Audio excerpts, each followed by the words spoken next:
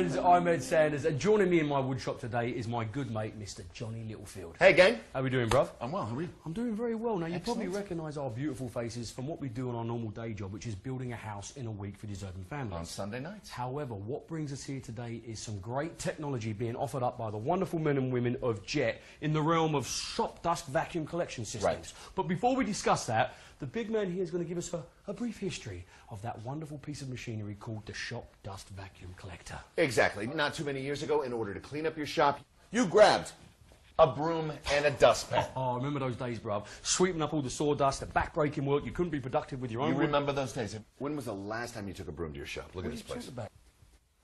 It's clean. What are you talking about? Yeah.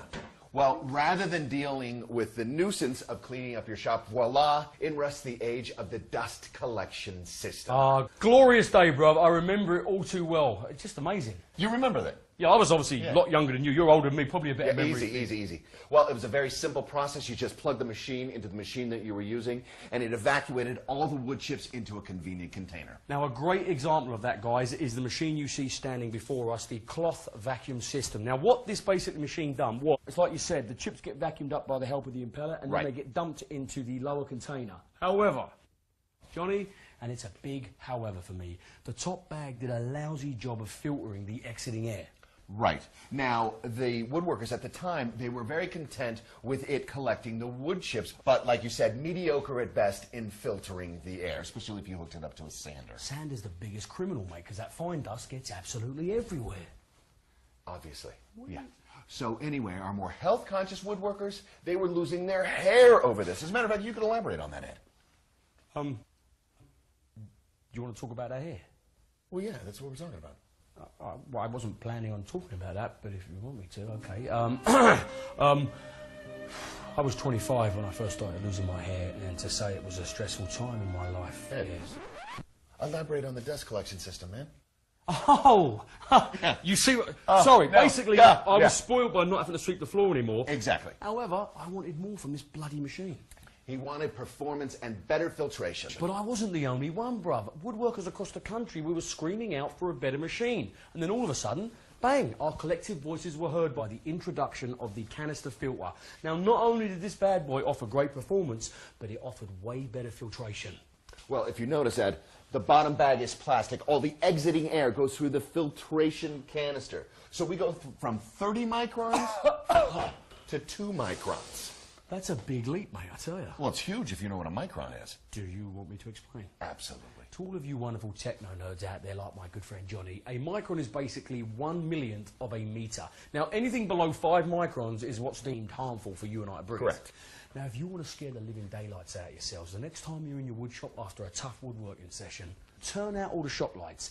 Then get a flashlight, turn it on, and I swear you will think you're in the deep abyss by the amount of particles rushing through your flashlight beam. Well, especially if you've cut MDF or sanded it, forget it. MDF is terrible. It's going to make you want to hold your breath until you can turn the shop lights back on, at which point all the dust disappears, and then you can breathe more healthily.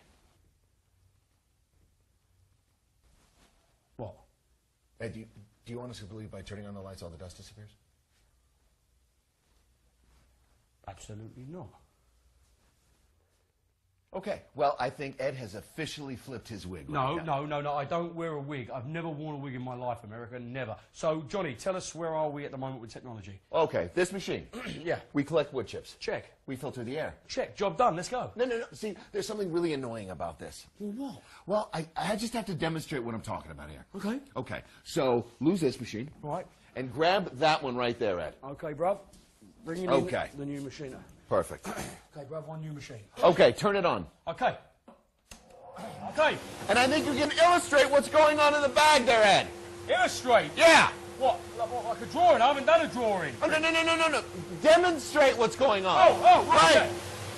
Okay, so the chips are turning around like a tornado. Exactly. Bro, in the bottom bag. However, that's not the problem. The problem is they get sucked up. Right. Fill a canister above. Okay, so let's let this machine run for 20 minutes and we'll check the filter. Right, okay, so what's that machine for? Same machine, right? Exactly. All right, so it collects wood chips. Yeah. Filters the air. Say. But the major difference is the vortex cone. The vortex cone? Just like something out of a movie. What? Stay away from the vortex cone. No. Because it collects wood chips. It filters the air. It still does the tornado thing. But what the vortex cone does, it eliminates 98% of the wood chips going into the canister, thus not clogging the filter. Love it, bro. Okay, so I need to see both of these filters.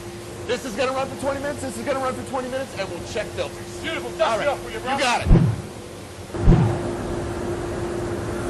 Okay, Johnny! Johnny, wake up, bro. 20 minutes is up. What do we do? Okay, turn off your machine and unscrew your canister.